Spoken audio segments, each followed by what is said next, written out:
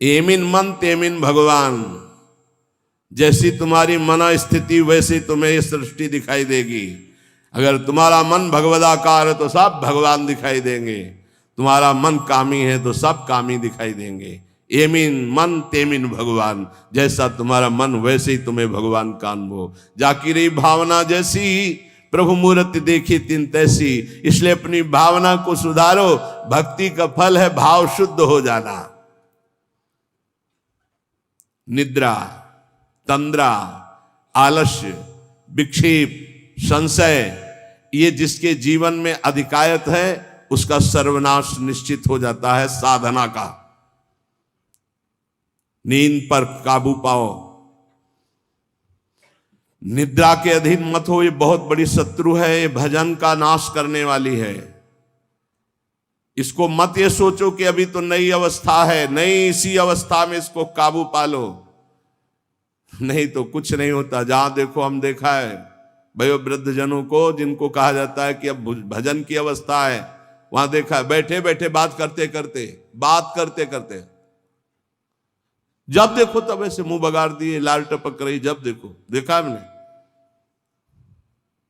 क्योंकि हृदय मलिन है तो तमोगुण का ही राज्य रहेगा, सतोगुण थोड़ी आ जाएगा। यौवन अवस्था में निद्रा को शासन में ले ले, ए विजयी या अभ्यास विजयी कर देता है।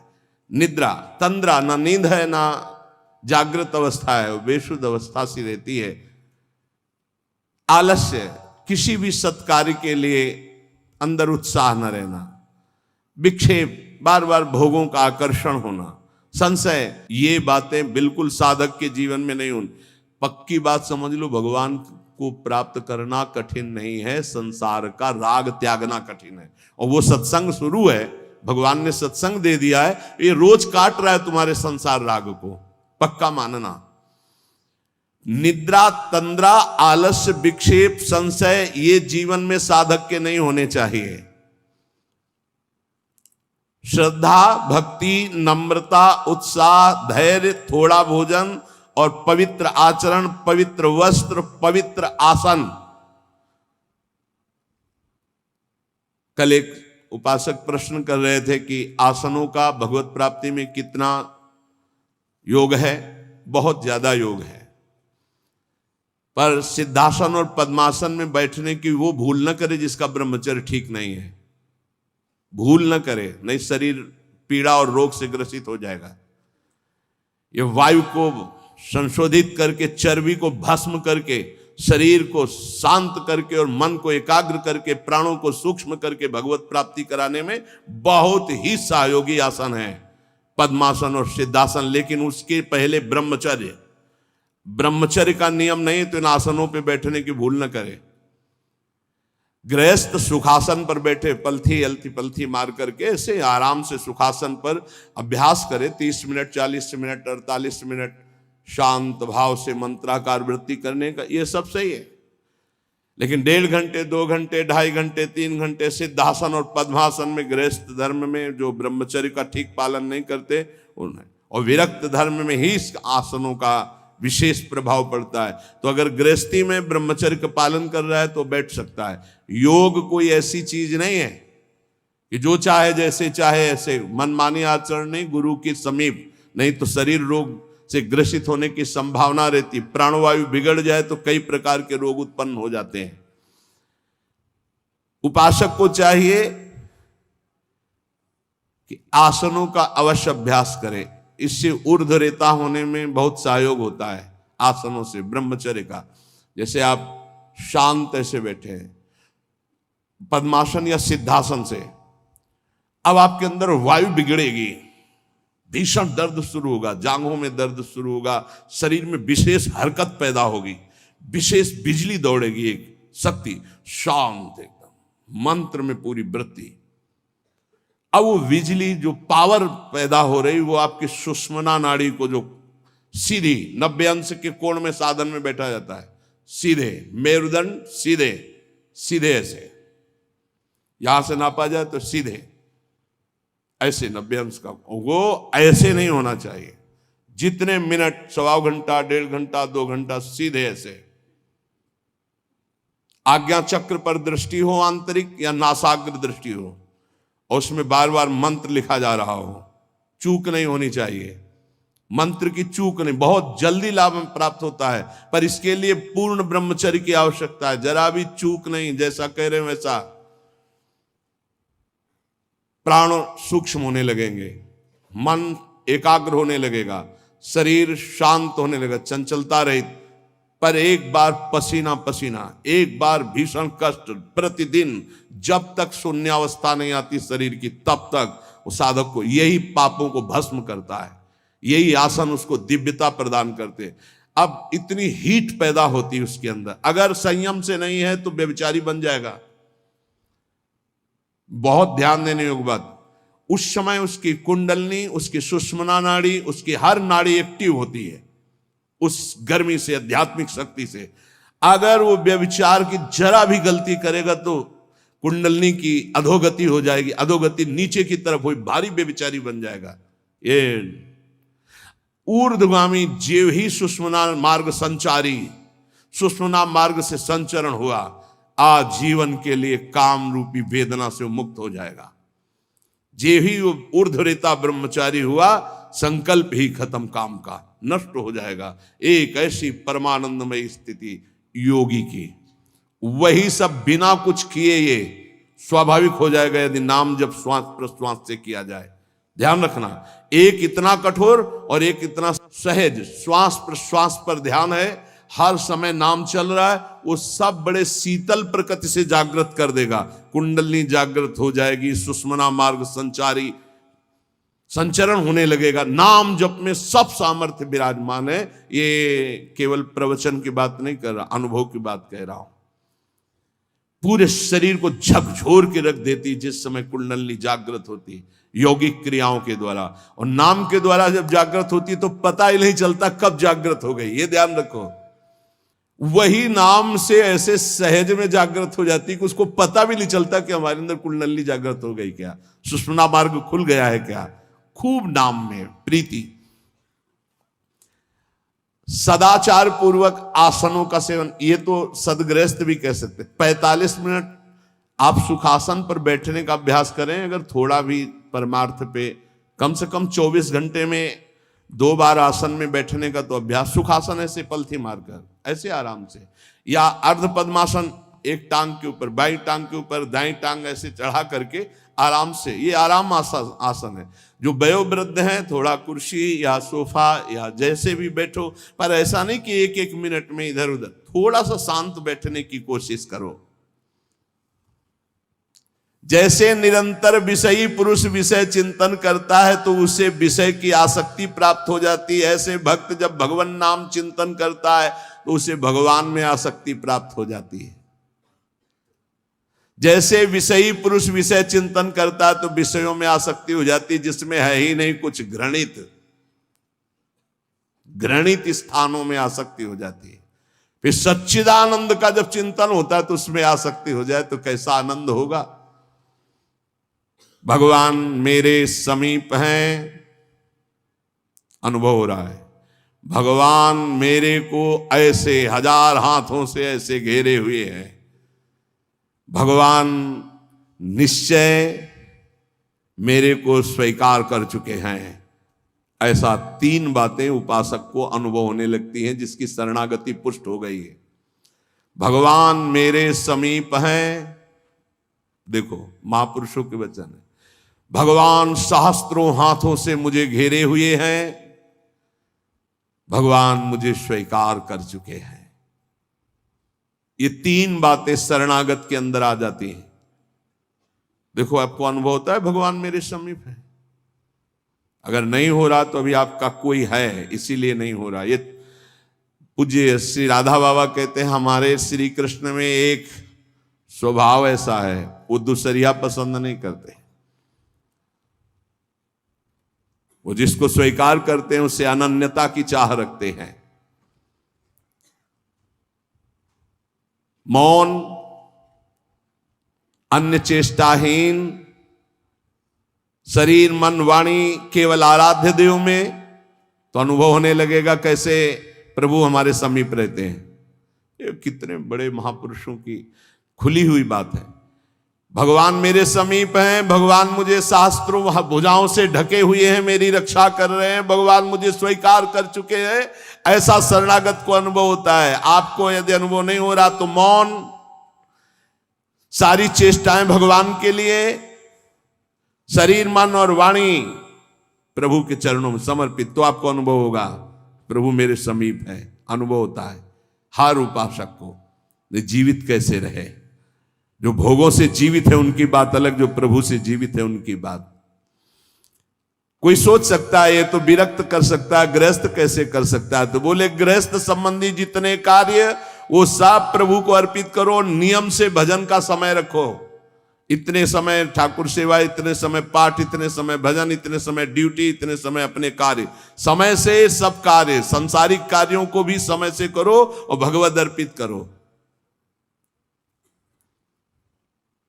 जब तक दूसरों से क्रोध करते हो, द्वेष करते हो, कपट रखते हो, स्वार्थ भरा व्यवहार करते हो, अभिमान भरी वाणी बोलते हो और लोक में दूसरों की निंदा करते हो, तब तक हृदय में विद्यमान भगवान होने पर भी तुम ये अनुभव नहीं कर सकते कि वो मेरे समीप हैं।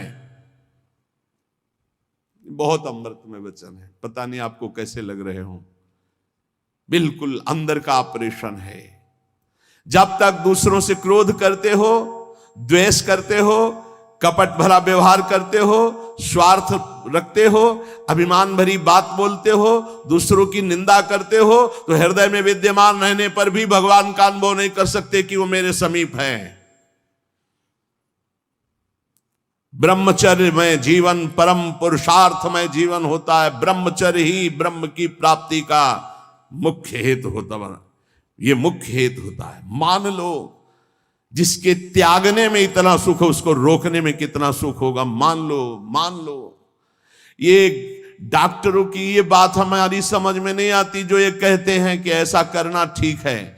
हमको उन लोगों की बात समझ में नहीं आती जो कहते हैं सर्वनाश का खेल खेलो और तुम स्वस्थ रहोगे। भगवान ऐसों की बुद्धि को बचाएं जो प्रमाण देना चाहिए कि हमारी नई पीढ़ी, हमारी नई समाज कैसे संयम में रहकर ऊपर उठती है। कोई भी घड़े में छेद कर दो भर जाए, ऐसा कैसे हो सकता है? चलनी में गैयादू है, दोष दैव को दे, हरिगुरु कहो न माने। कैसा कलयुग बढ़ गया है कि प्रमाण दिया जाता है सीरियल नौटंकी नाटकों से और डॉक्टरों से। कैसी बुद्धि भ्रष्ट हो गई है उपदेश देने वालों की। धर्म शास्त्रों की अवहेलना करके ऐसे उपदेश देने वालों को नारकी गति प्राप्त होगी, कोई भी हो। क्यों? क्योंकि वो जब ऐसा उपदेश कर रहा है तो स्वयं उसकी ऐसी धारणा है। और व्यभिचारी की गति कभी शुभ नहीं हो सकती। व्यसनी धन शुभ गति व्यभिचारी कभी नहीं हो सकती। शास्त्र मर्यादा का नाश करने वाले ऐसे लोग प्रमाण देते हैं नाटकों, नौटंकी और फिल्मों का कि ऐसा करना उस फिल्म में कहा गया, ऐसा करना उस। डॉक्टर क्या है? शरीर संबंधी अंगों का ज्ञान रखने वाला है, ना कि वो परमार्थ विजयी योद्धा है। वो काम, क्रोध, लोभ, मोह, मद इनका ऑपरेशन करना जानता है क्या? इतना चाहे जितना तुम डिग्री ले लो, इस शरीर का तुम ज्ञान रख सकते हो, लेकिन मन का और बुद्धि का और परमात्मा तत्व का ज्ञान प्राप्त करने वाले महापुरुषों की, ब्रह्म ऋषियों की वाणियों का खंडन करने का अधिकार नहीं है। उन्हीं की बात से हमारा परमार्थ शुद्ध होता है। शरीर में जितनी पावर शक्तियां हैं वो सबका अंतिम रूप वीर है। सबका अंतिम रूप, सप्तम धातु का अंतिम रूप बनता है जाकर वीर। और उस पावर का नाश करने वाला कभी स्वस्थ रह सकता है? कैसी बुद्धि है, कैसा उपदेश है। यहां कह रहे हैं कि परमार्थ की शुरुआत ही ब्रह्मचर्य से होती है। इसलिए चाहे गृहस्थ हो चाहे विरक्त, गृहस्थ तो संयम से संतानोत्पत्ति के लिए भगवत प्रणाम करके, भगवत आराधना करके, दिशाओं को नमस्कार करके, तिथि और समय की योग्यता देख करके संतानोत्पत्ति के लिए भगवत पूजा भाव रखकर वो संयोग किया जाता है, सहवास किया जाता है। और भगवान की प्राप्ति के मार्ग में चलने के लिए इसका संचय किया जाता है। ब्रह्मचर्य परम जीवन, परम पुरुषार्थ ब्रह्ममय है। 10,000 वर्ष तक ब्रह्मचर्य रह करके कश्यप जी ने जब संतानोत्पत्ति का संकल्प किया तो विनता जी से भगवान गरुण जी का प्रादुर्भाव हुआ। भगवान अरुण जी का, जो सूर्य के सारथी और जो हरि के वाहन गरुड़ जी, अरुण जी। फिर 1000 वर्ष तक रहकर तो भगवान वासुकी, भगवान शेष, अनंत फणधारी, इनका जब जब वो सहवास करते तो हजारों वर्ष ब्रह्मचर्य रह के तो बलिष्ठ देवता, बलिष्ठ दैत्य सब उन्हीं से प्रकाशित हुए, कश्यप जी से। ब्रह्मचर्य पूर्वक जीवन कई वर्ष व्यतीत करके नाम जप करते हुए फिर संतान, तो चाहे बालिका हो चाहे बालक, वो जगत मंगल करने वाला हो गए, पशुओं जैसे आचरण से नहीं। ब्रह्मचर्य जिसका ठीक है वही, चाहे गृहस्थ हो चाहे विरक्त, वही परमार्थ पर विजयी हुआ है आज तक। सद्भाषण, सद्विचार, सद्भावना, न्याय निष्ठा, आडंबर पाखंड का त्याग, वही जाकर के धर्मात्मा महात्मा बनता है। इसलिए भक्त को चाहिए कि ब्रह्मचर्य पर विशेष ध्यान दे और रात्रि के सोने के समय ज्यादा सावधान रहे। उस समय वेदना काम की जरूर जागृत होती है, उस समय जरूर ध्यानस्थ रहे, कीर्तन परायण रहे, नाम जप करते हुए शयन करे और शेष भाग रात्रि का भजन में व्यतीत करे। मध्य भाग शयन के लिए, शेष भाग प्रारंभ भजन और उठने के समय भजन। अब आप लोगों की तो दिनचर्या ऐसा है कि अर्धरात्रि से शुरू हो जाती है, शेष भाग आने ही नहीं पा। ये जो ब्रह्म मुहूर्त समय कहा जा रहा है, इस समय तो सत्संग हो रहा है आपका।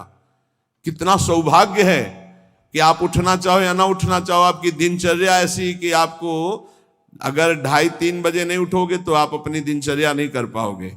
कितना सौभाग्य कि श्री जी ने ऐसे हमको विवश करके साधन में लगा दिया है। विवश ना चाहे तो भी उपस्थित होना पड़ेगा। जो जबान का खूब लोभी है, भोजन का स्वाद लेने वाला, वो तमोगुणी स्वभाव का हो जाता है। वो कभी जनेंद्री पर विजय प्राप्त नहीं कर सकता, कभी ब्रह्मचारी नहीं हो सकता। लेकिन ये बात जितेंद्रीय महापुरुषों में परीक्षा नहीं की जा सकती। संध्या के समय भोजन करने से भजन में अरुचि पैदा हो जाती, इसलिए संध्या के समय कभी भोजन न करे। भोजन के समय नाम जप जरूर करे, क्योंकि एक एक कवल में जितना बार नाम जप करोगे शरीर में रस जाएगा, वो रस आपको भजन में बढ़ाएगा। टीवी चला के भोजन न पावे, क्योंकि टीवी का दृश्य देख के चिंतन करते हुए भोजन पाओगे तो टीवी में चल रहा है वही तुम्हारे चिंतन में चलेगा, तुम्हें परमार्थ से रहित कर देगा। अगर बहुते कुछ देखने सुनने की आदत है तो उस समय संतों के पावन चरित्रों की चर्चा सुनो, कोई कथा चलाओ, कथा सुनते हुए भोजन पाओ। अगर एकाग्रता पूर्वक भजन करने की रुचि नहीं जागृत हुई तो सत्संग सुनो, संतों के चरित्र सुनो, बड़ा प्रभाव पड़ता है। संतों की छवियां सामने रखनी चाहिए जहां भोजन पाने का हो, कुछ सदुपदेश सामने रखने चाहिए। अपने यहाँ तो बड़ा मंगलमय है, राधा राधा ऐसा नाम चलता रहता है। एक दिन सबके बीच में पाया, बड़ा सुख मिला कि नाम चलता रहता है, आप लोगों के कान में नाम गूंज रहा है। भोजन के पहले हाथ और पैर अच्छे से धो लेना चाहिए। लांग बूट पहन करके भोजन पाते हैं तो पैर क्या धोएंगे। होटल में गए ऐसे जूता पहने ऐसे, अरे पवित्रता जितना रखोगे उतनी बुद्धि शुद्ध होगी। अब को तुम खड़े हो बॉर्डर पे, वो बात अलग है सैनिक रूप में, लेकिन सब सैनिक थोड़ी है। भोजन पहले कैसे पाते थे हम आपको कैसे बताएं, आप हंसोगे गांव की बात सुन करके। जब भोजन पाने जाते थे तो ऊपर के वस्त्र उतार दिए जाते थे। जो पुराने जन है गांव के वो भले जानते हो, आज के आधुनिक क्या जानेंगे। नीचे धोती कांच, पैर हाथ धो के कुल्ला करके, पाटा लकड़ी का उसको धो करके, नीचे ऐसे चौका लगा हुआ है, फिर आते थे। स्टील के पात्र प्रयोग नहीं हो सकते रसोई में या कहीं भी नहीं, कांसे के फूल के ऐसे पात्र होते। जब प्रसाद ऐसे भोग सामने आता तो फिर थोड़ा सा अंगार रख करके 5 कवल वहां स्वाहा स्वाहा, और फिर उसको तब जाकर, ये किसान की बात कह रहे हैं, घर गृहस्थी की बात करें, कोई साधु महात्मा की बात नहीं करे, घर गृहस्थी की। उस समय कोई बोल नहीं सकता, कोई छू नहीं सकता। ऐसे पवित्र, तब विचार पवित्र होते, तब उनके चिंतन में सत्य धर्म ऐसे आचरण है। पशुता का कौन बना रहा है, कैसा बना रहा है, कोई मतलब नहीं, खाए जा रहे हैं बस, चर्बी बढ़ी जा रही है, पेट जो है झुकने लायक नहीं रह गया है, 4 सीढ़ी चढ़े तो नए नए बच्चे होश में। ये ज्यादा मोटापा जो चर्बी का है, ये बाहरी होटलों वाले भोजन में सब नहीं। हर साधक को 2-4 किलोमीटर दौड़ लगानी चाहिए, 40 मिनट व्यायाम करना चाहिए। व्यायाम जरूरी, शरीर को थकाना ब्रह्मचर्य के लिए आवश्यक है। अब ना मानो तो भगवान जाने, आप क्या करें, कह ही सकते हैं। रसास्वादन के लोभ से जो भोजन किया जाता है वो ब्रह्मचर्य में बड़ा हानिकारक होता है। इंद्रियां वश में नहीं होती, तमोगुण बढ़ जाता है। संध्या के समय भोजन नहीं करना चाहिए, भोजन के समय भाषण नहीं करना चाहिए। हाथ पैर धो करके पवित्र भाव से उत्तर या पूर्व की तरफ मुख करके नाम जप करते हुए भोजन प्रसाद पाना चाहिए, उत्तर या पूर्व की तरफ मुख करके।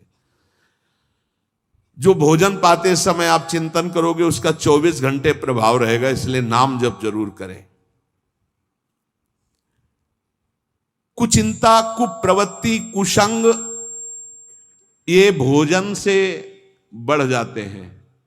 भोजन के समय किसी द्वेषी पुरुष का चिंतन करके जलते हुए पा रहे हो, पूरा 24 घंटे विक्षेप पैदा करेगा।